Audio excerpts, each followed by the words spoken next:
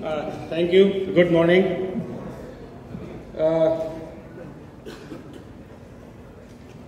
Number of dignitaries I can see: DG Arnett, CIO, T-Hub. Namaskar. Good morning to everybody. It gives really very high level of pleasure, and you feel proud also when MC of such a tech Sabha starts their conversation with all of us with some numbers like UPI transaction 5 billion per month. It starts from 1.92 billion vaccination on COVID. Talk about e-Sanjeevani, which is 390 million. That means we have achieved what we wanted to achieve. If any technical session starts by this remark from the MC, it's really proud for all of us. You know who should be given credit to this? Credit should be given to parents of my age engineers or of your engineers. Why they should be given credit? We are discussing just outside. We are incidental engineers, you know. Since we were good in 12th, we have been put on a conveyor belt to do engineering, become the engineer, right? And then some Infosys, some company will caught you and then you become the engineer, right? And those engineers, which is 1.5 million in this country, they have created this public good platform, you know. Now we are talking about the public good platform, and those has been created by the incidental engineers, not the engineer by choice. And in fact, this summit says India's leading e-governance summit. It should be leading leading bird should come before, because now we are leading in e-governance all over the world. We must thank NIC, we must thank all the organizations who is involved in public good platform, whether it is CoWIN platform, whether it is NPCI. We have created such a huge infrastructure for all of us, which can be remembered by anybody all over the world. Sometimes people think this is e-governance summit. Why this power session by power people for the power of data centers, right? But this is all integrated, you know. Whether you talk about the data center, whether you talk about the ICT application, whether you talk about the startup, whether you talk about the e-governance, this is all integrated. This is actually one thing.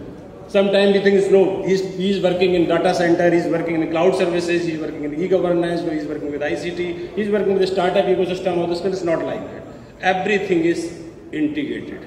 And it has to be integrated. That convergence should happen if we really want innovation. So the first thing for the innovation as of date innovation is collaboration, convergence, and this is basically happening by this technology sabha, by this organizer of this summit. This is actually required for this country. In India, as I said, we have talented engineers, pool of talented engineers, right policy from the government side. Whether it is a smart city mission, whether it is a Agni, whether it is a startup India, these all are the right policy initiative taken by the government. And this startup India has created a lot of change, sea change in this country. Today, more than 70,000 startups are registered with DPIIT. More than 25,000 are technical startup. We have 50% of the startup which is coming from tier 2, tier 3 cities. That means real growth, real development is happening in this country. When there is an inclusive growth, everybody wants to participate in the startup ecosystem of this country. This is not now startup ecosystem or the technology is not limited to tier 1 cities. It is going beyond that. That is the matter of happiness for all of us, matter of proud for all of us. Government has taken a lot of initiatives when it comes to startup. We have third largest ecosystem as far as startup is concerned in this world. We have already created more than 100 unicorns in this country. Around 32 regulation has been simplified for the startups. More than 200 relaxation has been extended by Income Tax Department. Therefore, we all are working to simplify the process so that a startup can come into the market, they can access the market. This is what the ultimate objective of the government. We have NPSP, which is Software Product Policy. We have done wonders in ICT. IT revenue was $8 billion in 2000. Today we are talking about the $227 billion.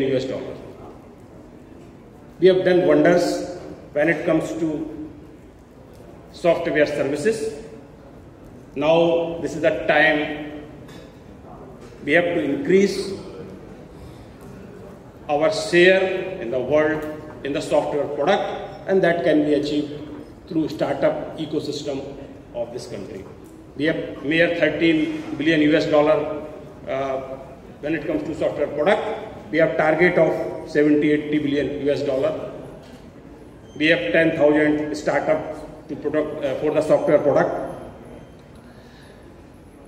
STPI has played a major role when it comes to information technology. As I said, we have reached from 8 billion to $227 billion. We have 2% of GDP contribution of software industry. IT industry is 2% of GDP in 2000. Now we have more than 7%, 7.4% precisely. STPI is also creating very state-of-art startup ecosystem in the country. We have 25 Center for Entrepreneurship, and those centers are generally domain specific. We have a startup on FinTech, exclusively on FinTech, which is at Chennai. Name is FinBlue. We have created good sandbox. We have APIs from number of banks, even internationally also. We have collaboration with Singapore Bank and all. We have created a good sandbox. Anybody who wants to create any app, any startup, want to do any experimentation, want to check their hypothesis, they can use those sandbox in our FinBlue startup at Chennai. We have one startup at Pune, which is called Motion, which is for automobiles. You will find a lot of if anybody visit those startups centers, you will find a lot of energy in the youngsters. Those entrepreneurs, those budding entrepreneurs, they have a lot of energy. They are creating you can't even think of. So they will make you to something, imagine which you have never thought. Or in fact, you have never imagined. So Motion we have, which is dedicated to automobiles, which is at Pune. For electronics, we have it's called IoT Open Lab at Bangalore. For blockchain, we have one startups center at Gurgaon. For big data analytics, AI, we have one data center at one startup center at Mohali. Similarly so we have 25 Center for Entrepreneurship, and we also running one scheme is called Next Generation Incubation Scheme, which is focused on tier 2, tier 3 cities. As I said, we want to also tap the talent of the tier 2, tier 3 cities, where we provide 25 lakh rupees as a seed fund to the startup. Those who are coming from tier 2 and tier 3 cities.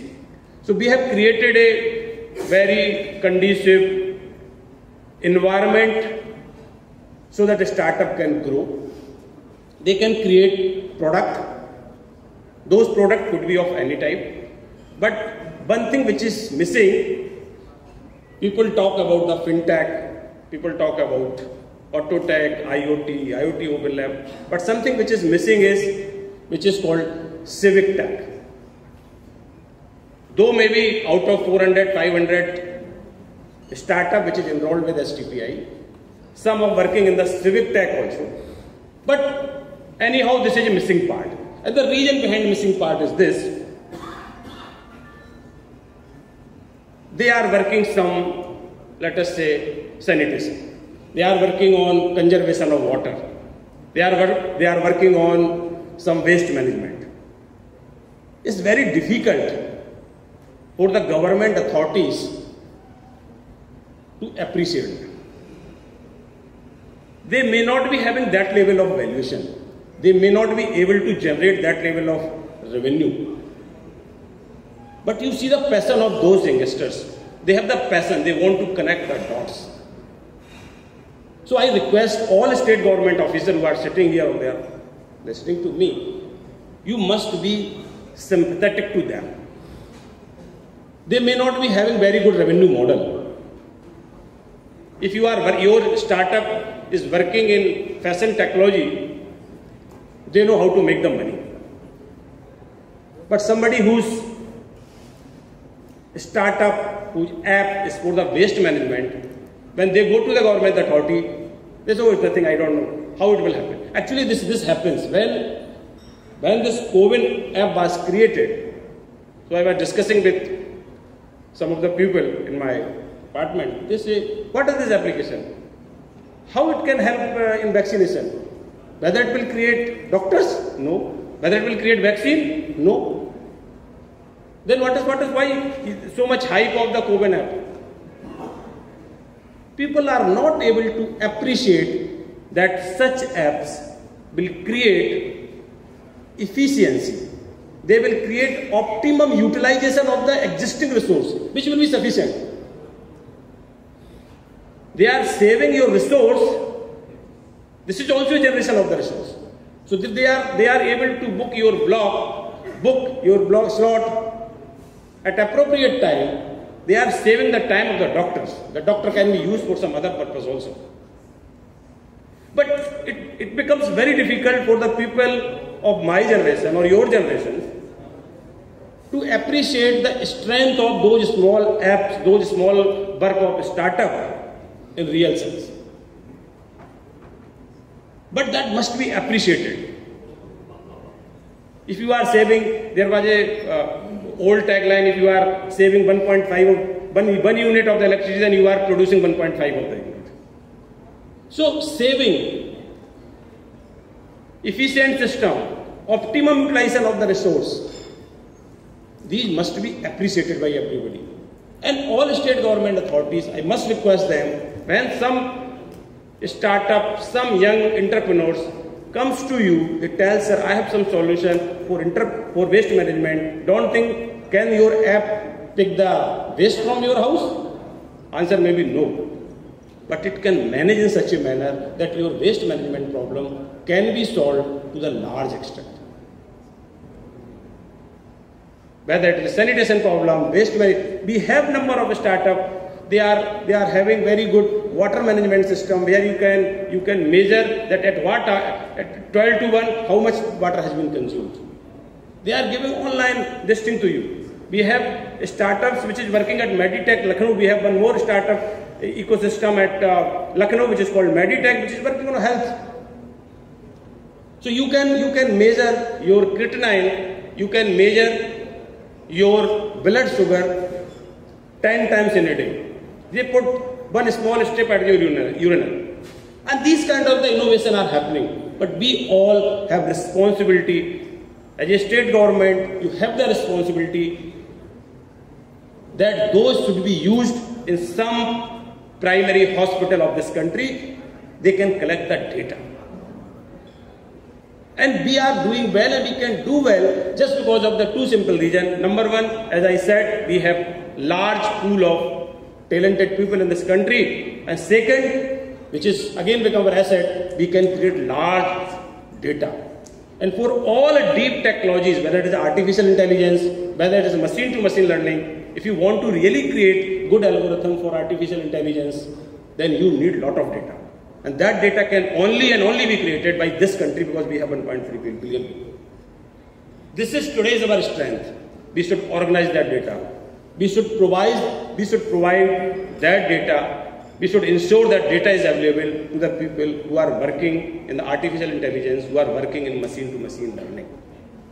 Not today, but tomorrow, this could become very good asset for the country. Second thing is,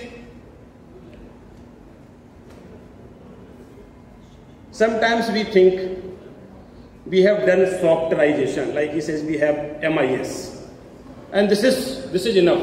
Now also we are using technology because we have done softwareization. You can just fill the form electronically, a result will come electronically. It's not sufficient. Now we are at the next phase of revolution. We are the next phase of.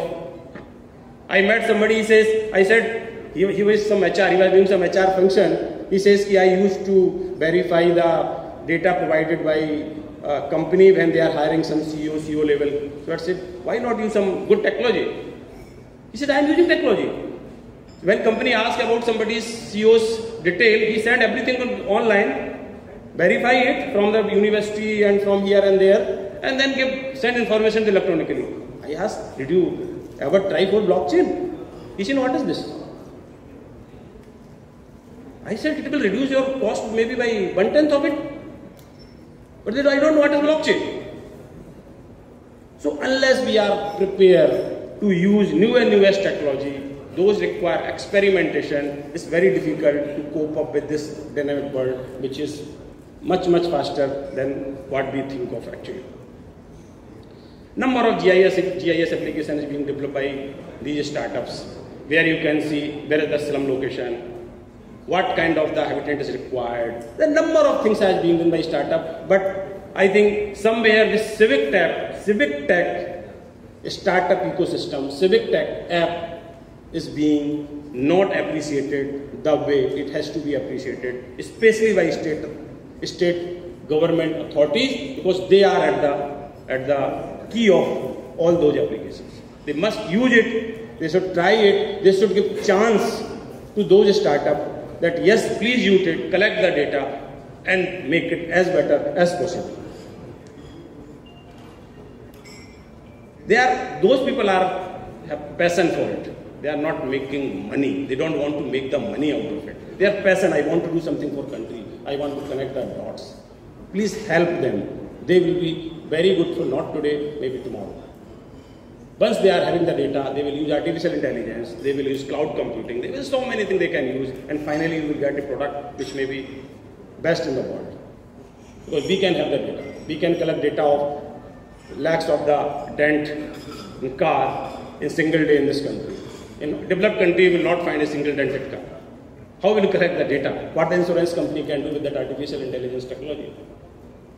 These are innovation. We should all help this startup ecosystem to grow. Only then we can have inclusive growth of this country and we can really utilize talent available in this country. Thank you very much. Thank you.